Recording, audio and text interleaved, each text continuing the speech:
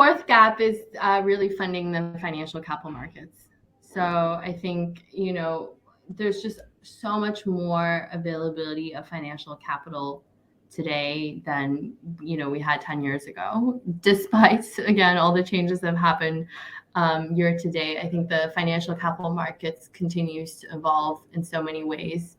Traditional lenders like banks are no longer as competitive as, let's say, alternative financing sources out there.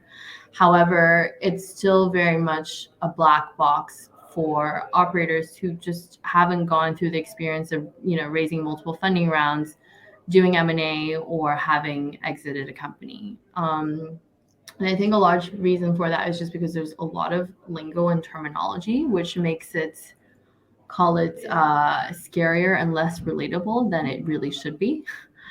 And therefore, I think a lot of the core concepts in terms of the foundations of understanding how the markets work is around making that language simpler, making it more collaborative, because a lot of it does relate to go-to-market and organizational design, and just making it much more accessible to different people across the business.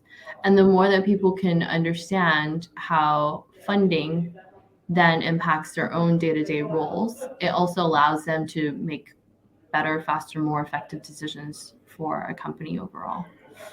So those are really the four core areas that we're looking to solve when we work with companies. And it's not so much around, though I run my company as a SaaS company, I think one of the biggest differences compared to SaaS company is, our objective is not there to retain customers or startups as long as possible. We're actually there to try to have the biggest impact in the shortest amount of time. So the faster, sooner that we can do that, the more financial systems there are in place to help that business scale.